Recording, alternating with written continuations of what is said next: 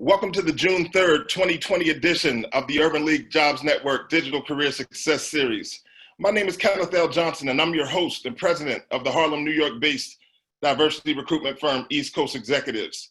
Today, I'm excited to welcome Dr. Janice Gassam to the National Urban League platform. Janice is founder of BWG Solutions and a senior contributor at Forbes. Contribute is exactly what Janice does. She has over 100 articles to her credit on the topics of diversity and inclusion on the Forbes platform. All of this positions her perfectly for today's topic, a sense of belonging, building a foundation for diversity, equity, and inclusion in the workplace. Although I've been an avid reader and follower of the work of Janice Gassam, it wasn't until last year at the Diversity and Inclusion Research Conference at CUNY Graduate in Manhattan that I had the actual privilege of meeting her. Since that meeting, I'm honored to consider Janice not only a colleague, but a friend. The last piece is important, and I'll explain why. Over the past 2 weeks, we've been confronted once again with the ugly realities of racism in America. As a father, a son, an uncle, a colleague, and a friend, but most importantly, a Black male, it is imperative that I remain front-facing in this fight. Occasionally, I struggle finding ways to be supportive in my state of uncertainty to what I personally need to do, but I'm 100% positive that as a friend, I need to take the time today, before we get started and before Janice introduces herself, to check in with Janice and ask, Janice, how you feeling today? Thank you for that wonderful introduction, Ken, and hi everyone. Thank you so much for joining. I'm really excited about this talk. I'm okay now. Over the weekend, I was really overwhelmed by everything that's been going on, and it feels like we're seeing the same thing in history repeat itself. So I was down, overwhelmed. As a Black person, I think a lot of us have just been exhausted and tired. And I'm excited though, because there has been a renewed interest in diversity and inclusion. And so that I'm really excited about. People who said they no longer had budgets for diversity and inclusion efforts are now coming back and really wanting to do the learning that is necessary. So I'm really excited that people are catalyzed to change, it seems like. You know, you bring up some valid points regarding kind of people's renewed interest in doing what's really right and needed. And I think we'll probably get to a point afterwards to talk about this, but I know you have a book coming out as well. Yeah, thank you so much for bringing that up. Yeah, so I mean, the book is really addressing some of these issues. It's called Dirty Diversity, and the reason I named it Dirty Diversity is because diversity has become a dirty word. When you tell employees that you are enrolling them in a diversity training, there's a lot of pushback. Leadership is kind of mistrustful of whether diversity, equity, and inclusion workshops and trainings are actually effective. And there is a lot of research that shows it's not effective. And so I think the book is really looking at what I've learned. I've consulted for more than 30 companies to help them with their diversity and inclusion, and some of them being Fortune 500 companies. And just what I've learned, what I wish I knew when I started doing consulting, and then what I hope other people doing the work, as well as managers and employees hoping to foster more equity and inclusion in their workplace, can learn. So it's a really concise guide for all of those different audiences. You know, a couple of weeks ago, I had a conversation with Theveline Felix and Wanda Jackson of the National Urban League, just regarding kind of the way our guests were playing out in the Digital Career Success Series kind of schedule. And I think there couldn't be a more perfect time for us to have you on to kind of speak about this topic, not only with everything that's went on in the past 10, 14 days, but also in the midst of COVID-19. I think it's just really important that people have a sense of belonging because of the way we're working. So I'm excited to have you on the platform. People are excited because the registration numbers were extremely high, and I'm looking at the chat already, and it's already on fire. So one of the best things about the Digital Career Success Series platform is how interactive it can be. I'm going to let you introduce yourself and do your thing, but I'll probably chime in here and now with some questions from the chat, if you don't mind. Sure, of course. Thank you so much to Wanda, to Theveline, and to you, Ken, for allowing me the opportunity to just speak with you and have this dialogue. I'm really excited. So again, my name is Dr. Janice, and to give a really brief, Ken, you did a great job explaining my background. I'm actually right now almost at 200 articles. I love to write. So I write a lot of articles for Forbes on equity and inclusion, anti-Blackness, and things like that is an article that I just wrote about. And I'm really grateful for that platform, because Forbes is a platform where it's like for business people, and they're very, those types of topics have not traditionally been talked about. So I'm really excited and blessed that I'm able to discuss topics that I feel like are really relevant. I'm also a professor. I teach in a business school in Connecticut, and I teach courses in human resource management. And one of the courses I teach is in diversity and inclusion in the workplace. And I also do a lot of consulting. I did a lot of speaking, but with COVID, I do a lot of virtual speaking on this topic. So that's a little bit about me and my background. And so I'm going to go ahead and 200 articles, Jay. 200 articles.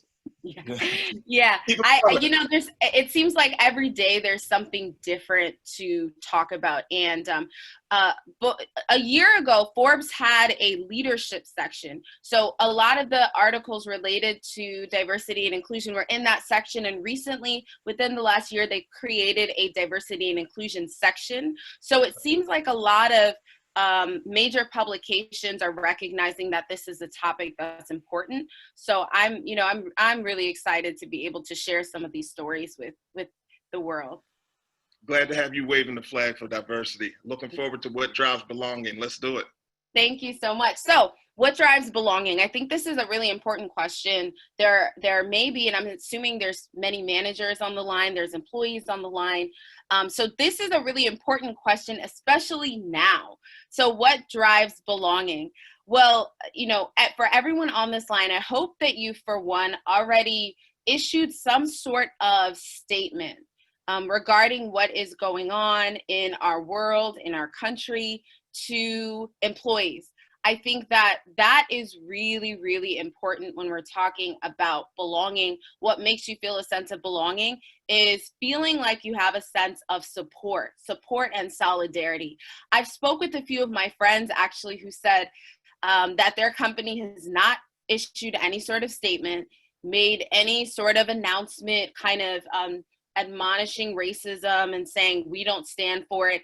And that has left them feeling like their company doesn't care about them as Black people. So I think that when we're talking about belonging, especially during a time of tragedy and crisis, like what is going on right now in our country and in our world, employees are really looking to feel like they have that support from their managers. So I wanted to pose a question to the audience of what are some things that you want to feel when it comes to belonging, or what makes you feel a sense of belonging, especially amidst a global pandemic or a tragedy like what we've seen in the last few weeks. And that you should be able to see a poll on the screen right now. Yeah. So the polling question is up on the screen. Once we start getting some responses, I'm sure Theveline will push it through, and then I'll chime in and let you know where we're looking, how we're looking. Okay, perfect. So not only what we've seen in the last 2 weeks, but just within the last 3 months, the global pandemic, are you feeling supported by your organization, by your manager? If you're on the line and you're a manager, how are you supporting your employees? And I think that that's a really important question to think about, because one of the things for me personally as a Black woman, I'm not a huge fan of getting on a Zoom call and always having to turn my video on. Sometimes my hair is not done. Sometimes my hair is twisted up. And it's just, I don't always want to get on a Zoom call and show my video. So that's one of the things for me that I felt is this always necessary to have a video call, have to turn my video on? And that you have to be mindful of what employees' preferences are. I prefer conference calls, but I've seen that we've all kind of moved over to these video conferences and Zooms and things like that. So thinking about those little nuances is important. And I know that for managers, now is a time when there's so much going on. So it's hard to sort of recognize and focus on all of these things. But I see the results of the poll. Question, right? 77% say their company has made them feel belonging. So I was surprised by that number, actually. I was expecting a lower number, but I'm excited to see that 77% chimed in saying affirmative, they feel belonging. But, but still, that leaves 17% out there not feeling connected. Mm-hmm. Yeah, I agree, Ken. I'm surprised to see those numbers. I see some of the comments in the chat. I see Lynn said, my company even went as far as to do a Blackout Tuesday on Twitter. The president also sent us emails supporting us. He said, we see you, we hear you, we support you. I love things like that. I think that that's beautiful. I want to see that as a Black woman. I want to see that. I don't want to see my company being silent. And that makes me feel like this issue is not important. If you're sending us emails about COVID, but you're not addressing systemic racism. I see Karen said, I am an employee. My supervisor makes me feel supported. Higher management, I feel more neutral. Some do, some don't. Yes, our upper management has made a statement against racism. Yeah, so that's it. It seems like a lot of people listening in, their companies have made statements, have said things about what's going on, so that's really important. Employees want to feel supported. You want to feel like you matter. And unfortunately, in a lot of organizations, we're just a number, and we're made to feel like we're replaceable. So feeling that support, especially during a time of tragedy, is important. But Ken, one thing I want to make sure that I mention is that while I do appreciate the statement, I think it has to go beyond that. If you're issuing a statement, but your executive board is white men, I feel like your actions don't line up with your words. Sure. And I've seen a lot of those kind of memes and things like that around the internet in the last few days, where people are saying things like, well, it's nice that you're posting a black square on your company's Instagram page, but can you also share a photo of your executive board with me? Because I think all too often, and I think because it's trendy right now, a lot of companies want to latch on to and make it seem like they're inclusive and diverse, but when you look at the culture within the organization, they're not. The employees will tell you they're not. So all of these things are important, but you want to talk the talk and walk the walk. It's not just about the statements. It's, are you donating to anti-racism nonprofits? Are you donating? Are you supporting people who need bail? Are you what are the specific actions that you are doing right now? So I think that that's also an important piece of it. There was a piece on one of the platforms earlier. Well, it happens every year, and I know you're aware of this. So usually in January, you see these statements where they say this will be the year that companies become committed to diversity and inclusion. And I've been doing the work for 20 years from the recruitment side of things, but for 20 years, I've heard this, but the numbers continue to bear out a different statement, a different argument. They make a different argument. And I think you chimed in. I saw something on LinkedIn, and you had chimed in basically saying, I'm a little conservative in thinking that this is going to be the case in 2020. And then here we are again, right? So people, companies, and organizations are making blanket statements regarding diversity and inclusion. But to your point, where's the action behind it? So we'll see. We'll see. Yeah, I'm really, I think at the very least you need to issue a statement, but you also need to think about what you're doing as far as, because I think it's really, really ironic that the same companies that told me after COVID, they no longer had a budget for diversity, equity, and inclusion training, all of a sudden magically created, the budget they found somewhere. So I think that another trend that I'm seeing is that for people who do this work, sometimes companies expect us to do this work for free, or they want to underpay us and undervalue us. And I think that that's problematic, and that shows that if the only time you care about Black people is during Black History Month, or during the only time you care about women or Hispanics is during Hispanic Heritage Month or Women's History Month, then I think you have a problem. So I think a lot of companies are doing a performative allyship where they want to appear as if they're supportive, but they're not. So I think that, and I'm glad a lot of people are pointing this out. And I see that Bill in the chat said, what do the leadership teams look like? I think that's an important question. And like Denise said, a lot of companies just want to see their names listed on the Diversity Inc. list. Yeah. Marshall said, I work in education and many teachers have been punished for taking a stance. Yeah, so that's a whole another layer of it where as an employee of a company or of an organization, one way that you feel belonging is if you feel like you're able to express yourself online without being reprimanded by your company. And a lot of people don't have that luxury or aren't able to do that. And even me, myself, there's a lot of things that I want to say online, but I don't, because I know that my colleagues follow me and I don't want to appear as if I'm too radical. So there's like, I even engage in that censorship where I'm like, I'm not going to put this because some of my students see it, some of my colleagues see it. And I think an important piece of when we go back to this question of what drives belonging and what makes you feel belonging, it's that support. It's getting to know your employees. And again, asking them, what is your preferred communication method? Because you have to be communicating with employees, but not assuming everyone wants to hop on a Zoom call. I actually read a statistic that said that on average, Americans are working 3 hours extra per day since COVID began. And I'm sure you read that statistic as well.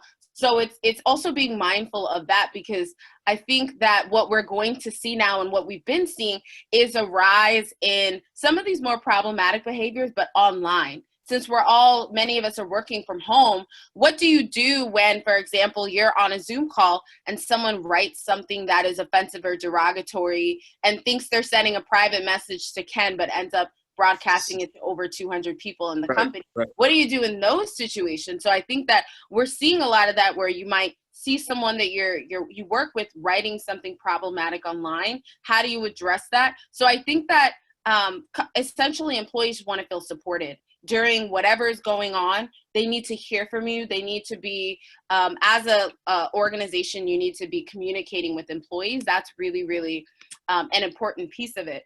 So we've talked a little bit about what prevents employees from feeling a sense of belonging. And part of that is like a lack of communication. As I shared, some of my friends are like, one of my friends actually told me she's a lawyer in Florida, and she works at a law firm. She's the only Black woman at this law firm. Her manager asked her how her weekend was this past weekend, and she's like, well, I'm a Black woman, I have a Black son, so I'm, kind of grappling with everything. And her manager cut her off and started talking about how difficult it must be for stay-at-home moms at this time during COVID. And my friend was so baffled. She was like, wait, I'm so confused. You asked me how my weekend was, and then you cut me off. And it seemed like the manager didn't find what she was saying important, or didn't want to feel uncomfortable. So I think it's that lack of communication that prevents employees from feeling a sense of belonging. You know what, Jen? So from your perspective, you bring up a valid point. So what would you suggest the person do as a follow-up to, I guess, that dismissal of their actual feelings? That's a great question. And we have a group chat and like a little iMessage chat. So I shared with her that she should talk to her manager separately, because it was her manager's daughter. And then this happened while they were at work, and she felt uncomfortable. So she said she was actually going to go to lunch with her manager and have a conversation. Because what was interesting is that my friend said that she was surprised because her manager is a white woman, but she's an avid liberal, and she is very anti-Trump. So, and that goes into a whole nother conversation, but it's this Right. idea that it doesn't matter what your political or religious views are. You have to recognize and acknowledge that if you were born and raised in the Western world, you have a lot of those racist ideas that are kind of ingrained in you. So I think it's the recognition of this. And I think a lot of people right now are sort of waking up and saying, wow, even though I'm very pro whatever, I still recognize that I have privilege and that I have power, and perhaps I'm not using my privilege and my power to make a difference. So she's going to have a conversation with her manager. I don't think she's had that yet. But so I think one of the things that prevents employees from feeling a sense of belonging is when company actions don't match up with company words. And Ken, I'm sure you've experienced this perhaps where you go into these companies and there's a revolving door of Black employees, for example, and companies just are not able to retain Black employees or employees of color. And I think part of this reason is because organizations really tend to focus on the attraction piece, where they're like, Ken, we need you at East Coast executives to come and help us. We can't find Black engineers, or we can't find Black whatever. And once they get there, the work stops. So it's important for companies to recognize that having a diverse workforce doesn't mean they feel a sense of belonging or inclusion. And I think that leadership is just starting to recognize that. A lot of it is for the optics, and they're like, Ken, we need to have a picture of diverse people on our website so we're able to attract people of color. And then you get there and you're like, where were all those people that were on the website, you know? It's interesting. So there's a young lady, I did an actual article for Black History Month on a website called fairplaytalks.com, Pepe Sapel's site. And I told a story about, it's an attorney, and she was an associate at a law firm. But as they were recruiting her in, they spoke about this business resource group they had for the African American associates, right? Mm-hmm. She signs up to be a part of the group, and they have a meeting scheduled, say, every Monday at 1. It's a lunch meeting, right? Mm-hmm. She goes to the meeting. She's the only person there. And she remained the only person there for 40 months. They didn't have another Black associate or employee in the New York office, and they kept touting this business resource group for African American employees. And she was there for 40 months having lunch by herself. Wow. But to your point, they sold her on that, but they never had it. That was just something that they were rolling out to attract. But then there was no retention or no action to follow up on that and kind of make it a place where people would want to be.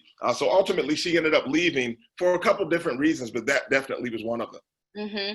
Yeah, and I think companies, it's like you have to really look at what they're saying and what their actions are. Because in a lot of companies, and I'll give an example, a very large consulting firm that I'm sure all of you know about.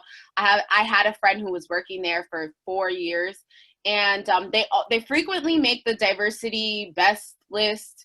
And she said that they have a diverse referral program where diverse employees refer their friends who are also diverse, and then they have a diverse pool to source from. So she said since she's been at the company consulting for 4 years, they've never hired anybody in that diverse referral program. But yet when you start, they'll say, oh, we have this diverse hiring or diverse pool of candidates and referrals. And it's like, yeah, but your actions don't line up with your words. Or your words rather don't line up with your actions. So I think that has made people feel something called diversity fatigue.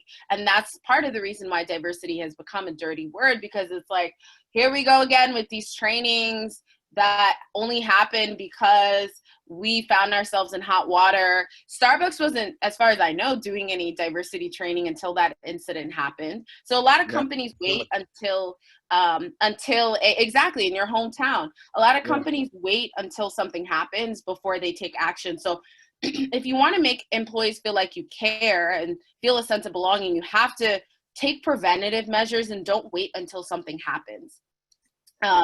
So I know that there's a lot of comments in the chat. I don't know if you wanted us to address some of them. You know what?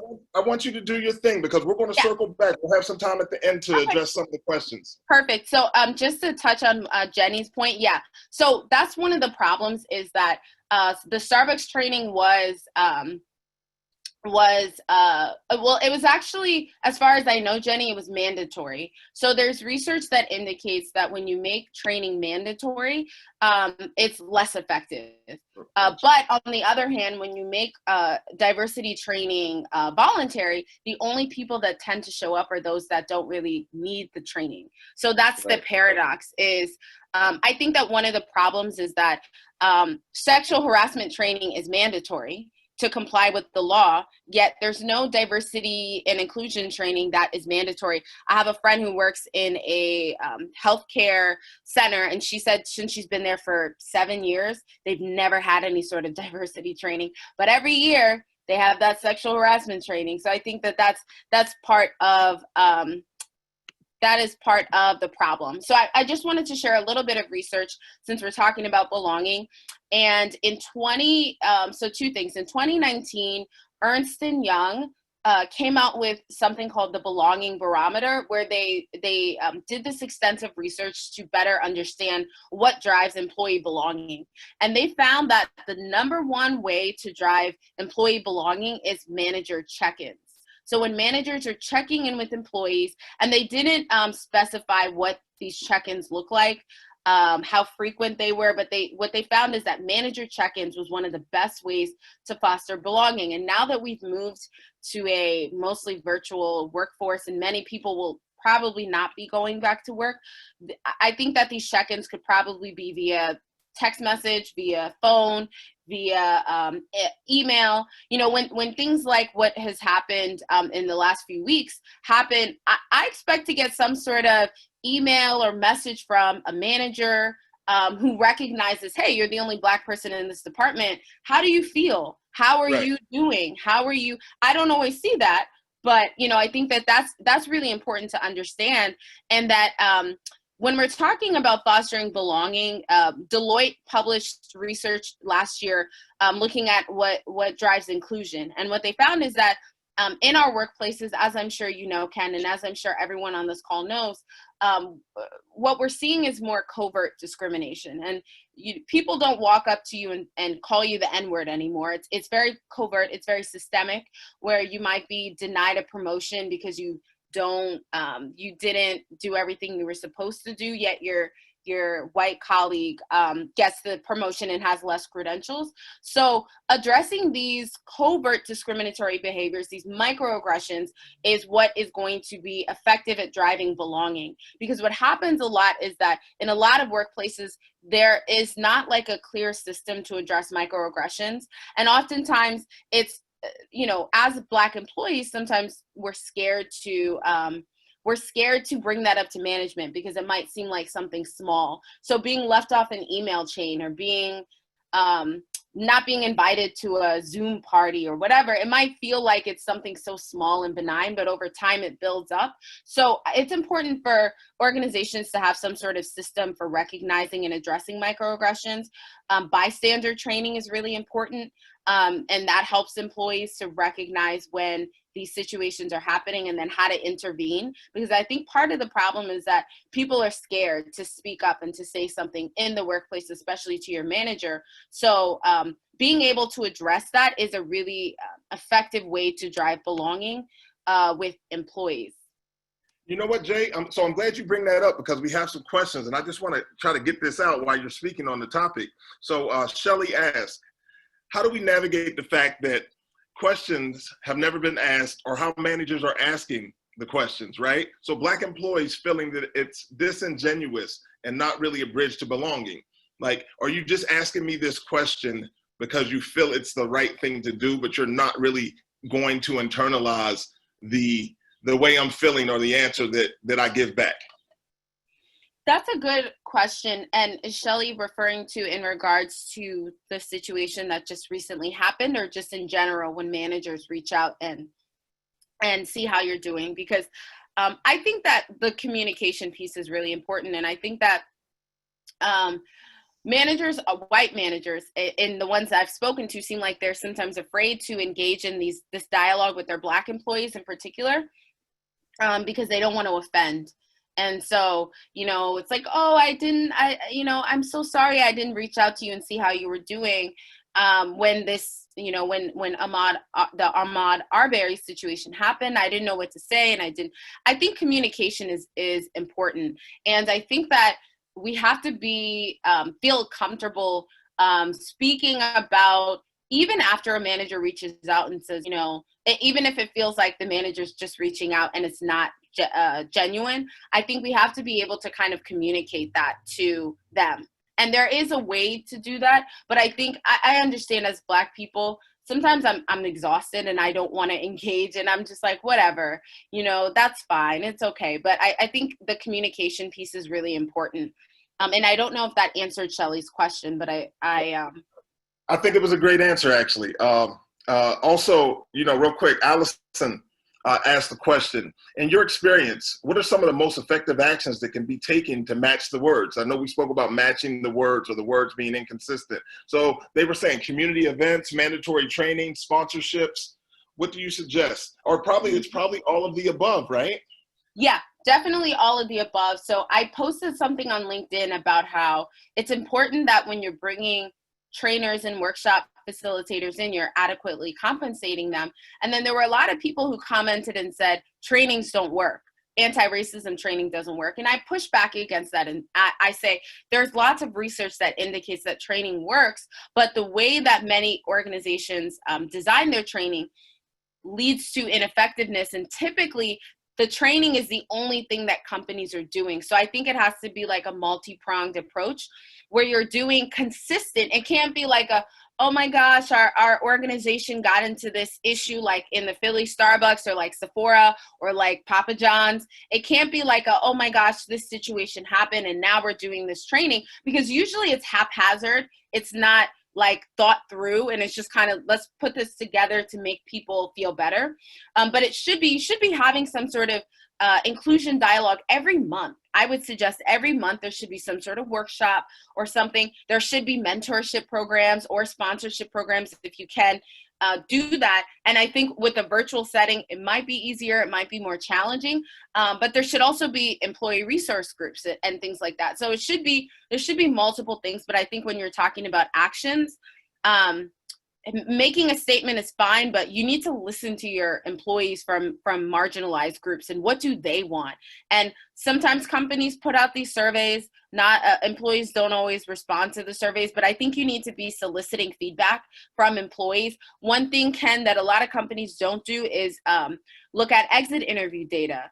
What are your employees who left the company saying? And a lot of organizations have ample data from hundreds or thousands of employees who have left, who've done these, sent letters when they're leaving the organization, and you're not analyzing that data. So I think that even looking at your promotion and your hiring rates, how many Black employees are you hiring compared to their counterparts?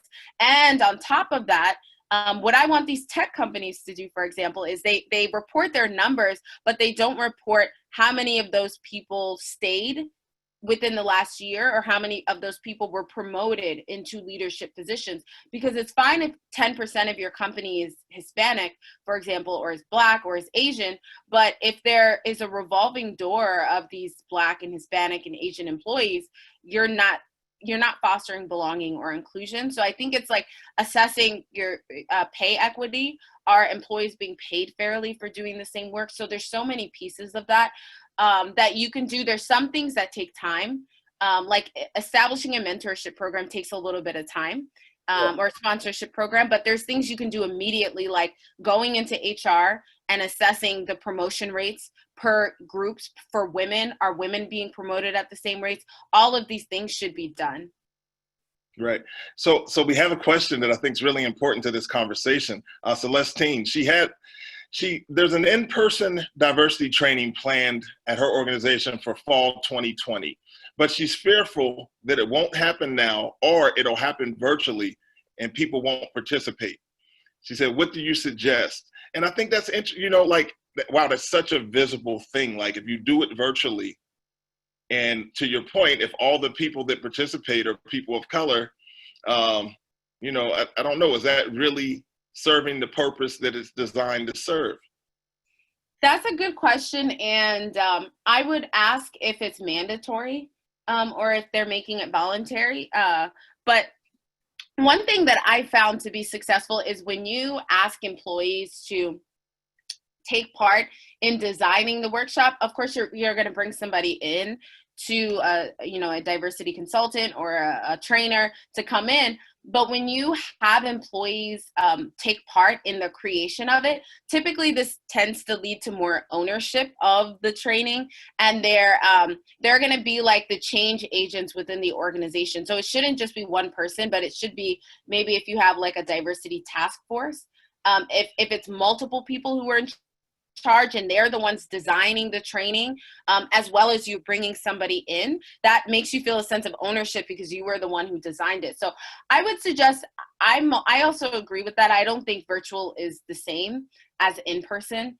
But when you have it, you have to have things that are involved.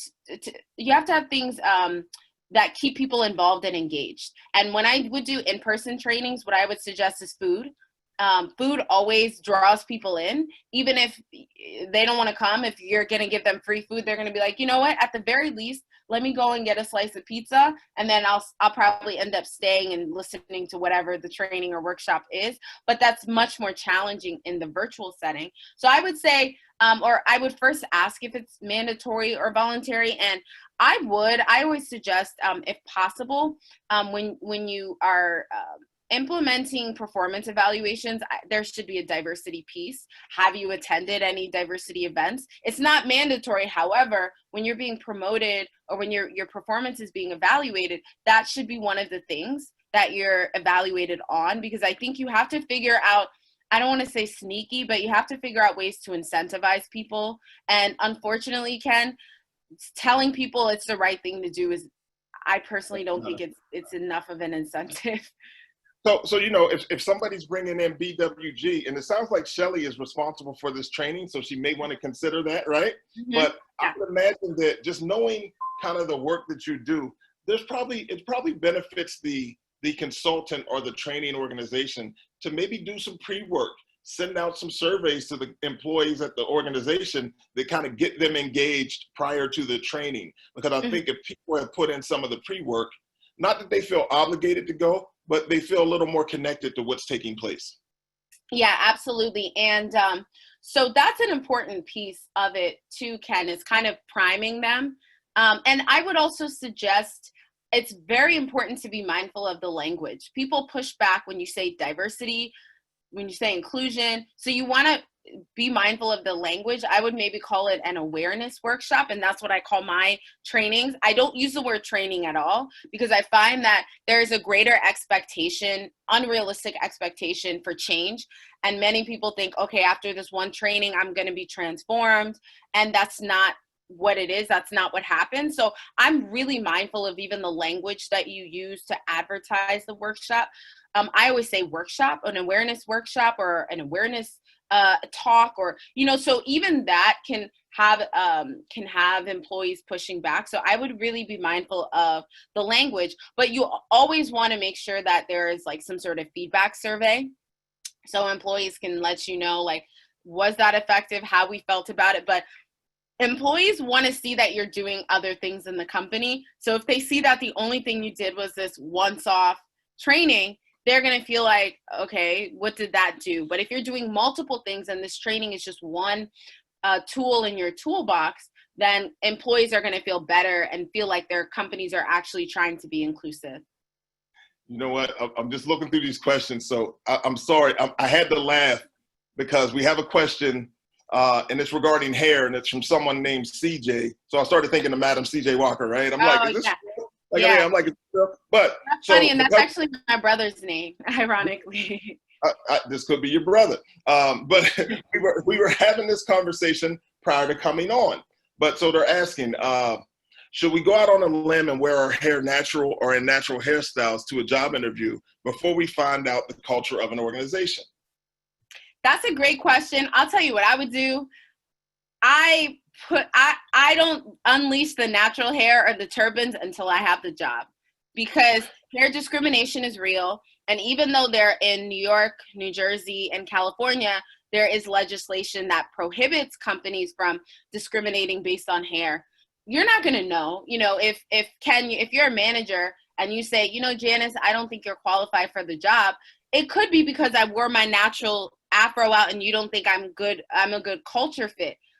It could be related to my hair. It could not be. I don't know. So I think that you have to play the game and you have to recognize that hair discrimination is a real thing. So I would suggest wearing your hair in a style where you feel comfortable until you get the job. And then once you get the job, unleashing. Some people might also say, if a company's not going to hire you because of how you wear your hair, you don't want to work there in the first place. So I guess you have to make the decision. I've done that where I've gone to job interviews and I wear my hair in faux locks. I wear my natural hair out. And I have, for those of you on the call, 4C hair. So you know how my hair is. I wear my hair in all different types of styles, but I wouldn't go into a job interview. And it depends on the company, but I wouldn't go in with a turban, because the fact of the matter is, especially at, different universities, I might be the only Black woman and I'm the youngest one there probably. So I'm mindful of all of these things. And for me, I feel like once I get there, I'm going to unleash and be my authentic self. But some people might feel like, you know what, I don't want to have to change who I am to get the job. And if they're not going to hire me for who I am and what I look like, then I don't want to work there. I take the mindset of like, I'm going to do what I can do to get the job. And then once I'm in, I try to infiltrate from within and infiltrate the system. So that's me personally. I know that's two sides of the same coin. It seems like, Ken, you kind of feel like you shouldn't have to change what you look like, or if they're not going to accept you, right? If they're not going to accept you. I typically keep my hair the way it is. Mm-hmm. Yeah. Yeah. I don't have any hair. Well, for you, it's not a problem. No, but yeah. So listen, I know, we were speaking about research. I didn't want to get too far off the journey here. So yeah, let's keep going.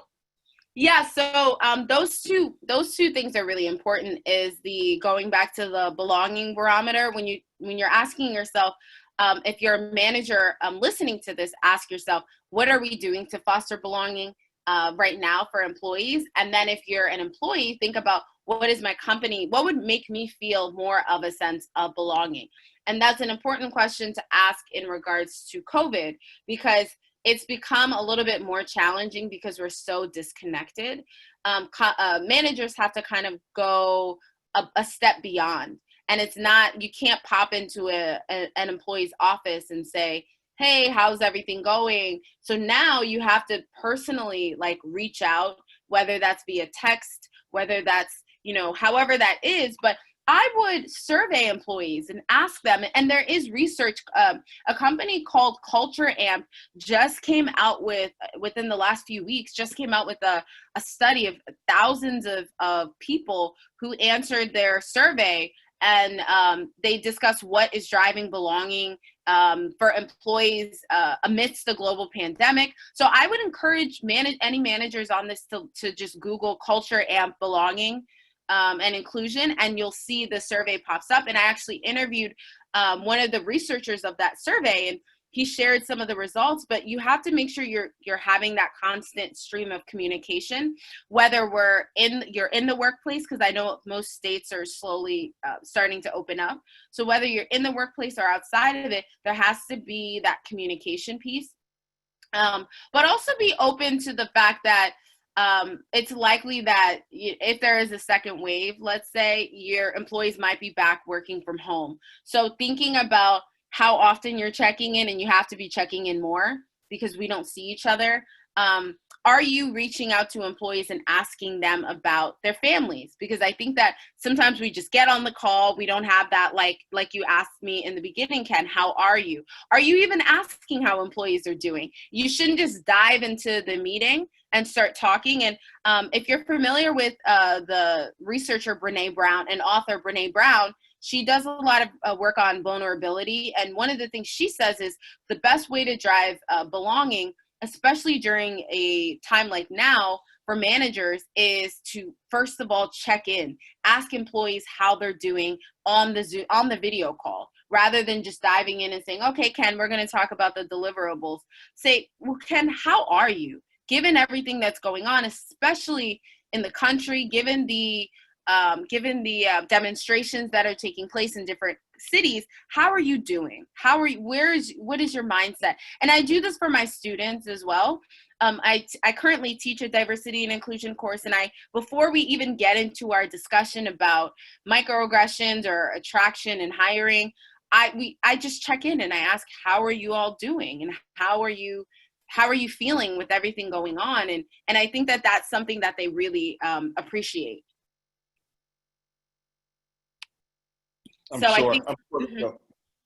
Yeah, so I think that's the communication piece is really, really important, especially now.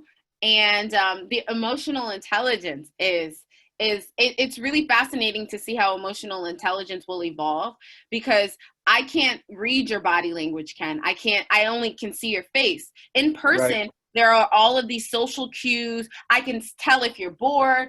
I can tell if but on video, I can only see, and it's not even like I can only see you in a little square. So these social cues are not there anymore. So being able to be an emotionally intelligent manager is that much more challenging. Being able to be an emotionally intelligent person is more challenging. So I think that communication, when we're talking about belonging, is a really important piece of it. You know, we have an upcoming DCSS on emotional intelligence and social intelligence. So I think we'll probably touch on some of that. But I think you drive some interesting points, especially with that particular piece, because, you know, to your point earlier, we're kind of so conditioned to show up and not really display what's happening internally or how we're feeling for fear of judgment, right? And sometimes that judgment will cost you your employment. So how do managers react to that? Like, and now even virtually, it's even going to be a little more different. So we just need to be mindful of that. That's really big. Real quick, Amanda checked in, and she wants to know if there are any examples that we can look for on how to incorporate diversity into performance reviews. She's probably doing some performance reviews herself, and is just looking for some guidance. So I think it depends on the position that you're looking at.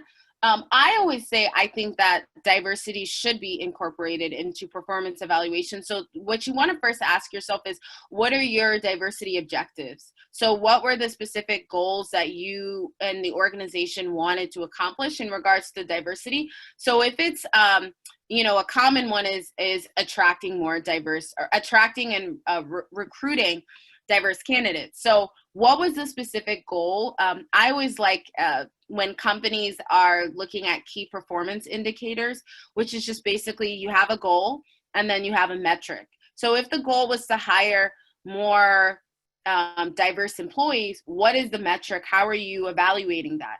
Are you looking specifically at women? Are you looking at Black people? Are you looking at veterans? Are you looking at the LGBTQIA plus community? Like, so what specifically are you looking at? Because I think that one of the problems is that companies don't have specific diversity objectives. So it's kind of like, well, we want to foster inclusion. Well, what does that look like? Are you sending out a survey and you want to get better results on the survey? So what exactly does that look like? So I would make sure that managers or whoever you're evaluating knows what the diversity objectives are, so that when you evaluate their performance, you can give them like some sort of score on their diversity performance. So I would look at, if it's a manager, what have they done? What are some specific actions they've done to foster inclusion and belonging? So I would, you want to look at the objectives. That would tell you how to evaluate the employee. If you don't have objectives, some companies, what they do, I think IBM is one of the companies that has tied performance in diversity objectives with pay. So they give bonuses for employees or managers that accomplish the diversity goals. So you may want to think about that, because they've found IBM, and there's been several other companies that have found success with that. And they find that when you tie a monetary amount or bonus to the objectives, the managers in particular, are more more motivated to try to accomplish that. And I personally, some people might say, well, is that genuine then if they're only doing it for, and I think that if the end result is something good and that they're fostering inclusion, even if their intention isn't completely pure and they're doing it for the money, the end result is that employees are feeling that sense of inclusion and belonging. So that's what I would suggest is first creating looking at what your objectives are, and then making a list of the key performance indicators. So if you want to foster inclusion as the objective, how are you measuring inclusion? And you want to make sure, like diversity individuals, you have to really partner with HR, because a lot of the information that we need, HR has. What the attrition rates are, what the turnover rates are, what the attraction and recruitment, all of that is within HR. So you really need to be working closely with them to get that information.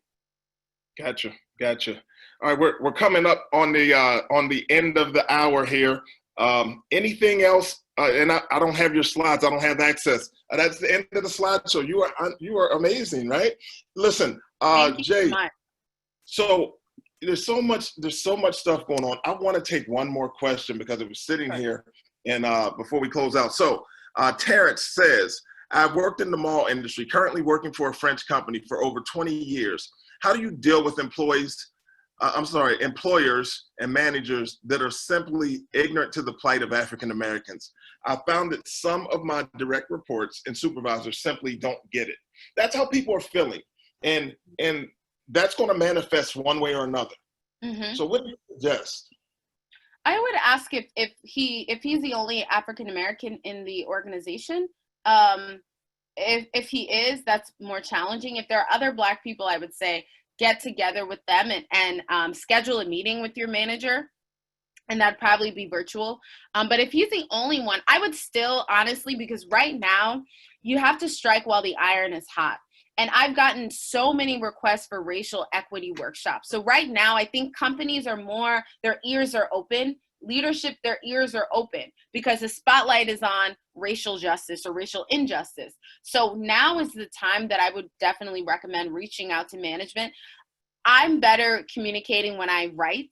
So I would craft an email, but you might be better having a in-person or having a phone conversation. So I would schedule a meeting with the manager and talk with them just honestly and candidly, because you're not the only person feeling like that, the only Black person feeling like that in your workplace. And companies are watching, managers are watching what's going on. So I think that now is the time to have a discussion and just say, this is how I feel. Sometimes I feel like, and I would try to write it down first and then just kind of share your feelings. But if there's other Black employees, I would definitely get together with them before, kind of all of you guys going to speak with the manager. So here's something as well. This is from Jenny. How do you deal with the leaders that think of diversity as the diversity of different thoughts and perspectives versus diversity of, people of color, women, ethnicities? I see that a lot. And I honestly see that when I get called into companies to do workshops, they always shy away from the racial topics. I have a workshop I do on facilitating racial dialogue. When I present the list of topics, companies usually go for emotional intelligence. They're like, oh, come and talk to us about, or navigating a toxic workplace. So a lot of race in particular is the most difficult topic for people to discuss when it comes to diversity and inclusion. So I'm big with communicating that and saying, while I think it's important to focus on diversity of thought, and neurodiversity is like a big thing right now, I think it's also important to, we still have this issue where we don't have, look within your organization. Are there women in leadership positions? Are there Black people in leadership positions? Are there multiple races? If there isn't, while I think it's important to recognize all of these different types of diversity, you can't move from one problem to another without having resolved that initial issue. So I think that you have to focus on, why is it that we don't have people of color, we don't have women? I would express that to managers and say that while I think this is important, I think we should also have a discussion on why it is that we don't have diversity within culture or gender. So I think you have to communicate that, because sometimes people get into that mindset without realizing what it is that they're doing. And I see that a lot with managers where they're like, let's focus on neurodiversity. Man, I could do this all day with you. I swear I could do this all day. Listen, I want to thank everyone for attending today. I want to thank you for just being such a gracious guest on the show. Janice Gassam, Dr. Janice Gassam, 200 plus articles on the Forbes platform, founder of BWG Business Solutions, and also author of the upcoming book, Dirty Diversity. How do people, one, get the book? How do people stay connected with you? So I'm going to put my email address in the chat box, but I'm on LinkedIn a lot and I'm on Instagram a lot. So I just put my email address in the Zoom chat. But if you find me and connect with me on LinkedIn, I love to connect with people. I'm on, again, LinkedIn the most. Or send me an email, because I see Teresa asked a question about surveys, pre and post surveys for workshops. And I actually have a friend who developed one. She studies diversity trainings, and she developed a pre and post survey for me. So I can share it when she's finished with that. I can share it with you. So, but thank you everyone for joining, and thank you so much to the Urban League for this opportunity to have this discussion. And thank you so much, Ken and Theveline and Wanda. I'm really appreciative. Well, you know, we're appreciative as well. So on behalf of the National Urban League, Wanda Jackson, Theveline Felix, and myself, Kenneth Johnson, just want to thank you for sharing some time with us today. I really appreciate it. Listen, we're going to do this again June 17th. And it's planning for promotion. It's going to be a great workshop, Janice. I hope you come in, and all the attendees, I hope you circle back, because we're going to have Rob Berea of KPMG and also Uwe Coles, Widener University, checking in to speak about planning for promotion, June 17th. So attendees in this session will learn strategies to get to the next level in their career and how they can plan their next promotion. So excited about that, especially coming off of this great workshop. Listen, this is what we do. It's the Urban League Jobs Network Digital Career Success Series. Thanks again. Everybody, please be safe out here. We're thinking about you and we're here for you.